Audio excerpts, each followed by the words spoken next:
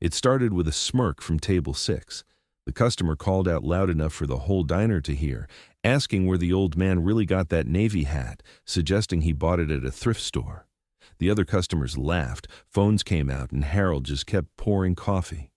What they didn't know was that in exactly 7 minutes, the front door would open, and a man with 4 stars on his shoulders would walk in and change the trajectory of that cruel morning forever. Welcome to the Human Stories channel, where dignity speaks louder than words. If stories of hidden courage and redemption move you, please consider subscribing to join our community. Before we begin this emotional story, tell me in the comments from which city in the world are you watching this video today. And don't forget to subscribe if you believe forgotten heroes still deserve to be honored. Harold Evans had been working at Ruby's Diner for 3 years, moving through the Tennessee morning shift like smoke through still air. Nobody questioned the 70-year-old man who arrived before sunrise, never removed his faded Navy cap, and served coffee with the precision of someone who had once operated under impossible pressure. His hands were steady, his movements economical, and his eyes held the kind of distant focus that came from seeing too much and saying too little.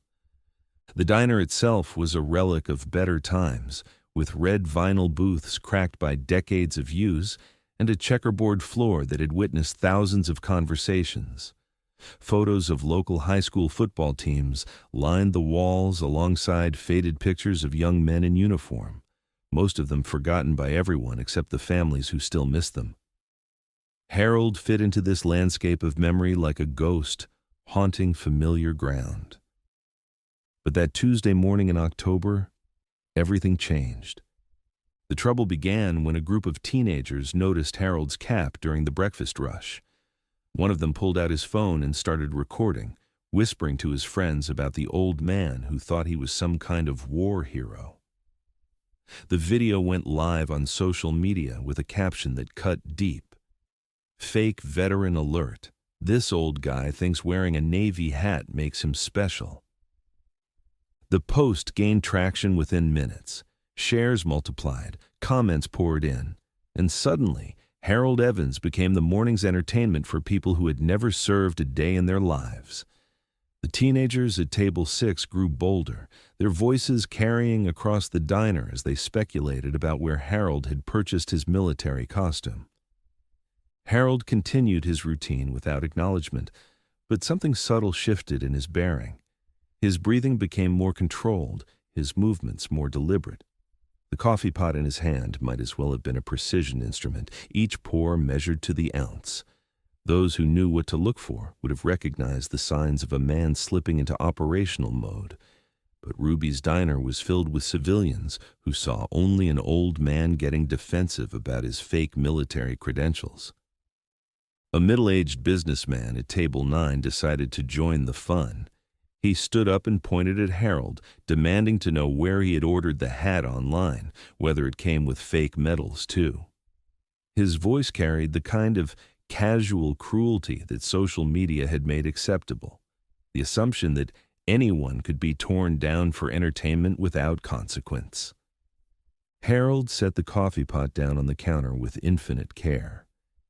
His face remained expressionless, but his eyes began to carry the weight of 43 years of classified operations, of missions that had never officially existed, of a call sign that was spoken only in the deepest Pentagon briefing rooms. Ghost Evans had learned long ago that silence was both weapon and shield, but the accumulating mockery was testing limits that most people couldn't imagine. The phones kept recording. The laughter grew louder.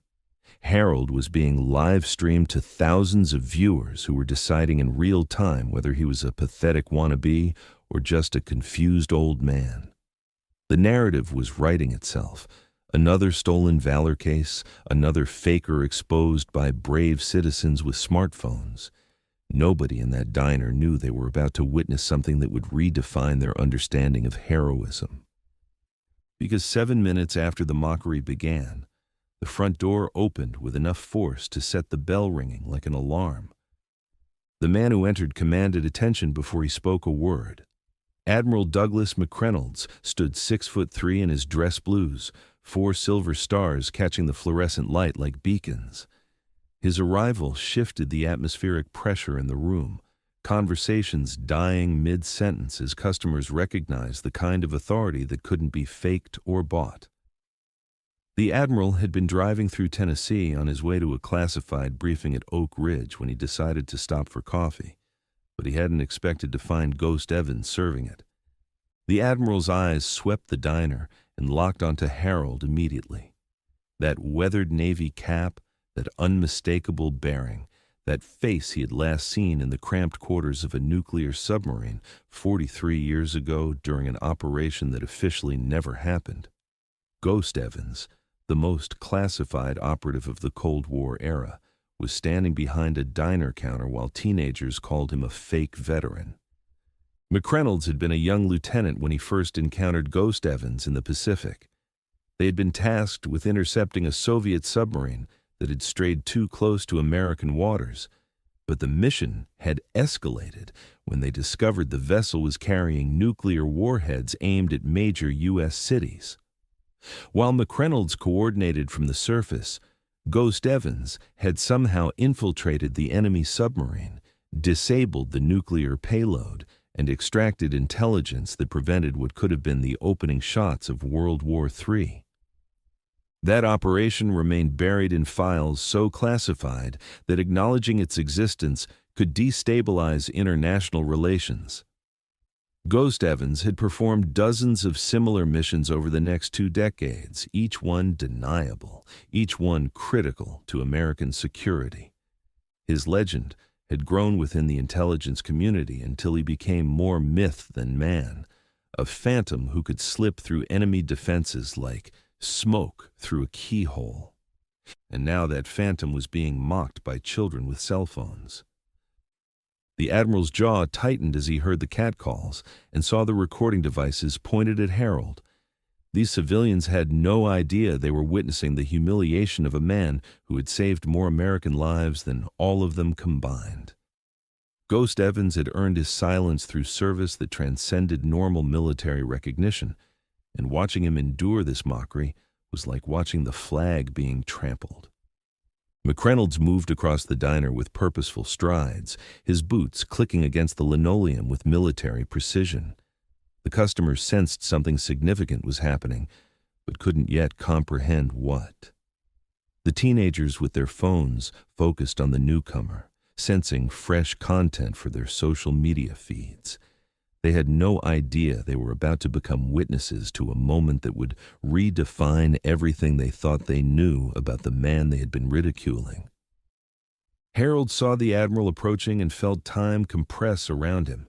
Recognition sparked between them like electricity jumping across a gap, 43 years collapsing into a single moment of shared memory. The last time they had been in the same room, Harold had been debriefing MacReynolds on the intelligence gathered from that Soviet submarine, information that had reshaped American nuclear strategy for decades. The Admiral stopped directly in front of Harold, close enough that their conversation could be heard throughout the suddenly silent diner. Every phone camera was trained on them, every customer straining to understand what was unfolding. The tension was thick enough to cut, anticipation building like pressure in a sealed container. Then Admiral MacReynolds came to attention and rendered a perfect military salute to the man everyone thought was a fake veteran. The gesture landed like a thunderclap in the absolute silence of Ruby's diner. Harold slowly set down the coffee pot and returned the salute with movements that spoke of muscle memory earned through decades of service. His bearing transformed in that instant, the slouch of a tired old man replaced by the ramrod posture of an elite operative. The salute was held longer than regulation required, a moment of respect between warriors who had shared the weight of impossible missions. The Admiral's voice carried clearly across the diner as he spoke Ghost Evans' call sign, a name that existed in Pentagon files so classified that speaking it aloud violated multiple security protocols. But the time for secrecy had passed.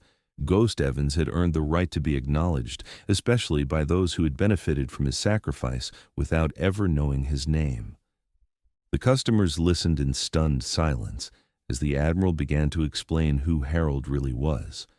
Not a fake veteran or a confused old man, but one of the most decorated operatives in American military history. A man who had undertaken missions so sensitive that they couldn't be mentioned in congressional briefings or presidential memoirs. Someone who had prevented nuclear wars, recovered stolen weapons, and eliminated threats that most Americans would never even know existed. The teenager with the phone looked down at his device and realized his viral video had taken on a completely different meaning.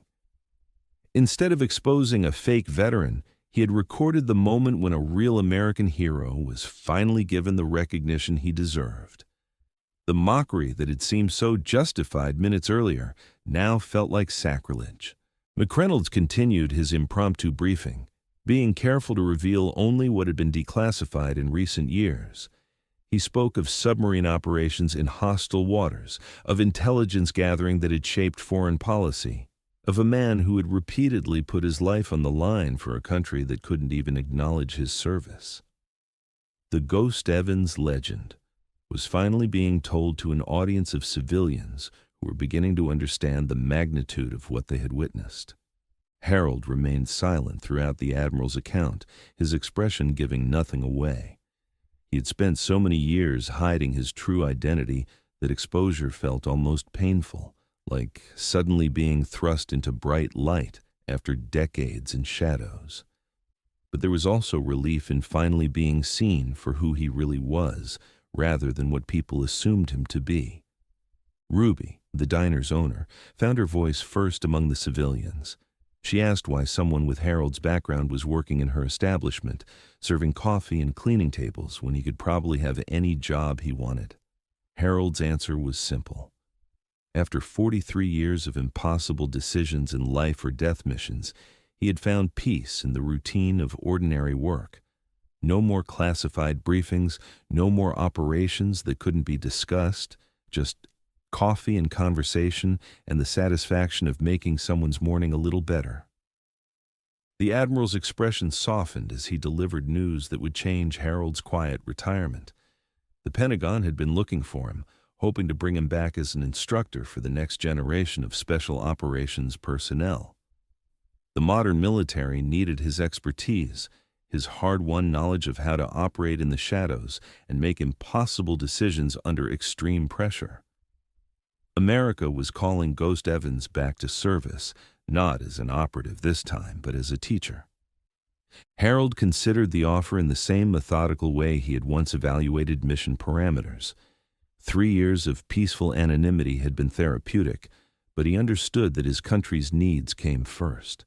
He agreed to return to government service with one condition: he would continue working part-time at Ruby's Diner. The place had become his sanctuary, and he wasn't ready to give up the human connections he had found there. The diner erupted in applause, the same people who had been laughing at Harold minutes earlier now rising to their feet in recognition of his service.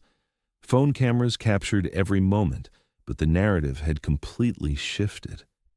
This wasn't a story about exposing a fake veteran. It was about discovering that a real American hero had been hiding in plain sight.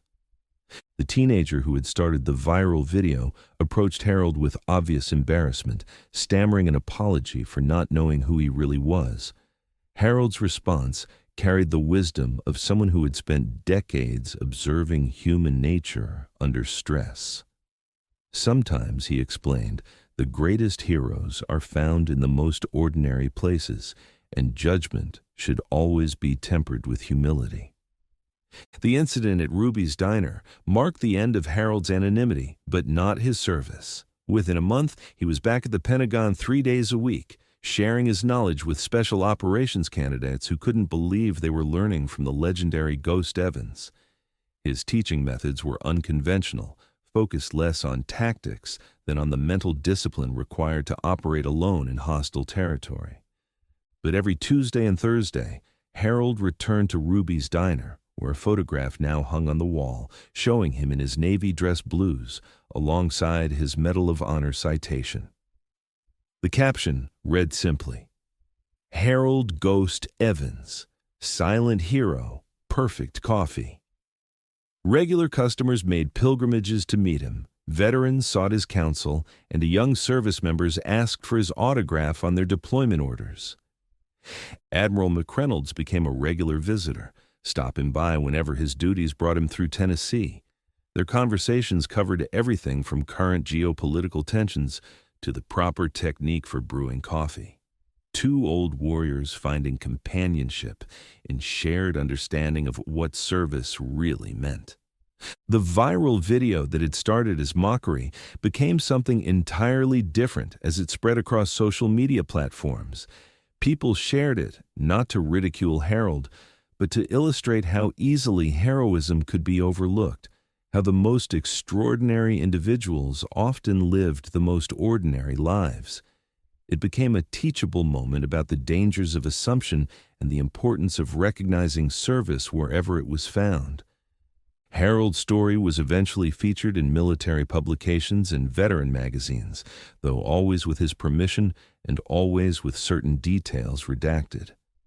The full scope of his service remained classified, but enough was revealed to cement his status as a living legend within the special operations community. Recruitment offices began using his example to illustrate that true heroes didn't need recognition to be complete.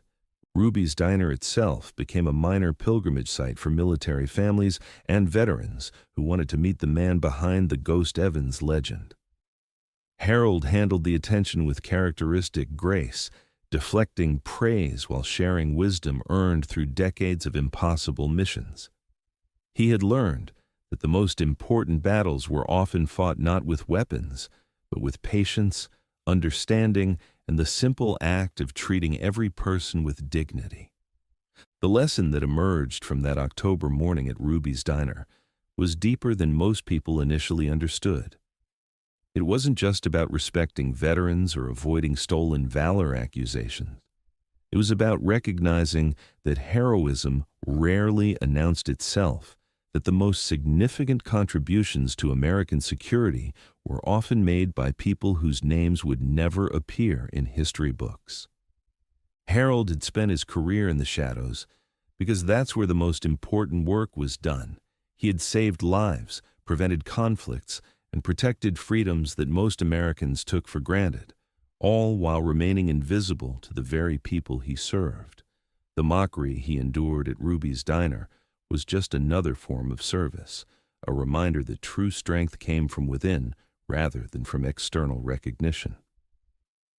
Years later, when documentaries were made about the unsung heroes of the Cold War, Harold's story would serve as the perfect example of how ordinary Americans accomplished extraordinary things without fanfare or recognition. But for Harold himself, the most meaningful recognition came not from Pentagon ceremonies or media attention, but from the simple act of serving coffee to neighbors who finally knew enough to say thank you. The viral video continued to circulate long after that October morning, but its message had evolved. It was no longer about exposing a fake veteran, but about discovering a real hero. And, perhaps most importantly, it served as a reminder that in a world quick to judge and condemn, taking time to understand someone's story might reveal depths of character that casual observation could never detect. Harold Evans returned to his quiet life, but quiet no longer meant invisible. He had found a way to serve his country both in the shadows and in the light, teaching young warriors while serving coffee to his neighbors. It was, he often reflected, exactly the life he had earned through 4 decades of missions that officially never happened. The greatest victory wasn't in the Pentagon briefing rooms or the classified operations that had shaped history. It was in the simple recognition that heroism came in many forms, and sometimes the most important battles were won not with weapons or tactics, but with the quiet dignity of a man who served his coffee as perfectly as he had once served his country. If you've made it to the end of this powerful journey, I want to hear from you. Have you ever known someone like Harold? Someone whose presence meant more than their words? Tell us in the comments. Say their name. Share what they gave you. Because here on the Human Stories channel, we don't just tell stories. We honor those who quietly shape the world behind the scenes. Thank you truly.